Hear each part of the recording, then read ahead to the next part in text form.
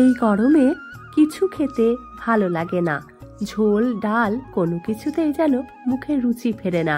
কিন্তু না খেলে তো চলবে না, তাহলে আজ অন্য কিছু ট্রাই করা যাক।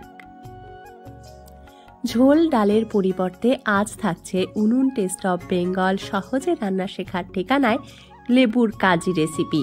এই লেবুর কাজি পাতে থাকলে এক থালা গরম ভাত নিমেষে উধাও হয়ে যাবে।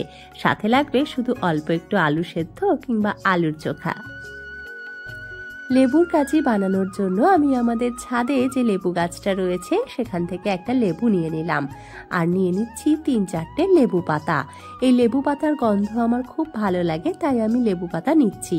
যাদের বাড়িতে লেবু গাছ নেই তাদের লেবু পাতার কোনো প্রয়োজন পড়বে না লেবুর কাজি বানাতে। লেবু ছাড়াও আমি এখানে নিয়েছি শুকনো লঙ্কা এবং রসুন। এখানে শুকনো লঙ্কাটা আপনারা যেরকম ঝাল খেতে পছন্দ করেন সেই অনুযায়ী নেবেন, আর রসুন নিয়ে নেবেন 3 থেকে 4 কোয়া। লেবুর কাজি সাধারণত আমি গন্ধরাজ লেবু দিয়েই বানিয়ে থাকি। তা লেবুর কাজি বানাতে আমার যেহেতু 2টো লেবুর প্রয়োজন এবং বাড়িতে একটাই গন্ধরাজ লেবু রয়েছে, তাই ছাদ থেকে আমি একটা পাতি লেবু সঙ্গে নিয়ে নিয়েছি। গন্ধরাজ লেবুটা আমি পাতলা করে গোল আকৃতিতে কেটে নিয়েছি, আর পাতি লেবু থেকে রসটা নিংড়ে বের করে নিচ্ছি। একটা লেবুর রসের সাথে প্রায় 4 বাটি কিংবা 4 কাপ জল মেশালে জলের সাথে লেবুর রসের অনুপাত বা টক ভাবটা একেবারে ঠিকঠাক হবে। আপনারা চাইলে জলের পরিমাণ কমিয়ে বাড়িয়ে নিতেই পারেন, কিন্তু সেই অনুযায়ী লেবুর রসের পরিমাণটাও কমিয়ে বাড়িয়ে নিতে হবে। লেবুর কাজি বানাতে রসুনের ব্যবহার আলাদা একটা মাত্রা এনে দেয়। রসুনের গন্ধটা লেবুর কাজিতে খুবই ভালো লাগে, তাই এখানে আমি 3 কোয়া রসুন খোসা ছাড়িয়ে নিচ্ছি। এই রসুনের দানাগুলো বেশ বড়, তাই 3 থেকে 4 কোয়া নিলেই আমার হয়ে যাবে। তবে যে রসুনের দানা ছোট বা কোয়া ছোট, সেখানে কিন্তু রসুনের পরিমাণটা একটু বাড়িয়ে নিতে হবে। আমি এখানে 1 কোয়া রসুন ঝিরিঝিরি করে কেটে নিলাম, ঠিক যেমন আলু ভাজা কাটা হয় তেমন। আর 2টো রসুনের কোয়া আমি থেতো করে নিচ্ছি। লেবুর রস আর জল আমি প্রথমেই ভালো করে মিশিয়ে নিয়েছি। এবার ওই মিশ্রণের মধ্যে আমি দিয়ে দিচ্ছি 2-1টা লেবু পাতা।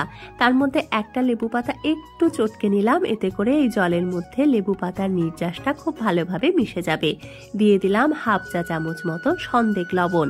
এখানে সন্দেক লবণ বা বিট নুন ব্যবহার করলে দারুণ একটা স্বাদ আসে, তবে আপনাদের বাড়িতে সন্দেক নুন বা বিট নুন না থাকলে সাধারণ লবণ দিয়েই লেবুর কাজি বানিয়ে নিতে পারেন। কড়াইতে 1/2 চা চামচ রিফাইন তেল দিয়ে তাতে শুকনো লঙ্কা দিলাম। শুকনো লঙ্কা থেকে ভাজা গন্ধ বেরোতে শুরু করলে থেতো করে রাখা রসুন আর কুচি করে রাখা রসুন আমি ভেজে নিচ্ছি। রসুনের রং যখন পাল্টাতে শুরু করেছে এবং ভাজা গন্ধ বেরোতে শুরু করেছে, তখন গ্যাস বন্ধ করে রসুনগুলো আমি নিয়ে নিলাম। আর এখানে যে ঝিরিঝিরি করে বা কুচি করে কাটা রসুন ছিল, সেটা ওই লেবু আর জলের মিশ্রণের সাথে মিশিয়ে দিলাম। সাথে দিয়ে দিয়েছি আমি গোল করে কেটে রাখা গন্ধরাজ লেবুও। এবারে থেতো করে রাখা রসুন আর তার সাথে শুকনো লঙ্কা খুব ভালো করে চটকে মেখে নিচ্ছি। মাখানো হয়ে গেলে আমি ওই লেবুর রস এবং জলের যে মিশ্রণটা তৈরি করেছি সেই পাত্রে এই চটকানো রসুন এবং শুকনো লঙ্কাও মিশিয়ে নেব। আর তাহলে রেডি হয়ে গেল আমাদের আজকের লেবুর কাজি। এই লেবুর কাজিটা আমি যে পাত্রে রেখেছি সেটা হচ্ছে নারকোল মালার বাটি। বাটিটা আমার খুব পছন্দ হয়েছে। হস্তশিল্প মেলায় এই বাটিটা দেখতে পেয়ে আমি 1 জোড়া বাটি কিনে নিয়ে এসেছি। আলুর ছোকা এবার আমি তৈরি করে নিচ্ছি, কারণ লেবুর কাজি একেবারে রেডি।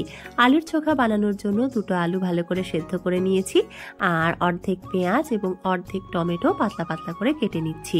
সাথে নিয়েছি চিড়ে রাখা কাঁচা লঙ্কা আর নেব শুকনো লঙ্কা। কড়াইতে তেল গরম করে প্রথমে শুকনো লঙ্কা ফোড়ন দিলাম, তারপর কাঁচা লঙ্কা, টমেটো কুচি, পেঁয়াজ আঁচ কমিয়ে ভেজে নিচ্ছি। সাথে দিয়েছি অল্প একটু লবণ। যখন পেঁয়াজ টমেটোর রং পাল্টাতে শুরু করেছে, তখন সেদ্ধ করে রাখা আলু দিয়ে দিলাম এবং খুন্তির সাহায্যে এভাবে আলুটা ভেঙে নিচ্ছি। আলু একটুও গোটা থাকবে না, একেবারে আলু সেদ্ধর মতোই সবটা মিশে যাবে। তাহলেই আমাদের রেডি হয়ে গেল আমাদের আলুর ছোকা। এবার গরম ভাতের সাথে এই লেবুর কাজি আর আলুর ছোকা খেলে আপনি সত্যি তৃপ্তি পাবেন। আজকের এই রেসিপিটা আপনাদের কেমন লাগলো আমাকে তখনই জানাবেন যখন বাড়িতে আপনারা ট্রাই করবেন।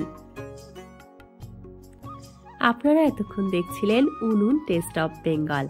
আজ এ পর্যন্তই। দেখা হচ্ছে পরবর্তীতে অন্য কোনো সহজ রেসিপির সাথে। ধন্যবাদ।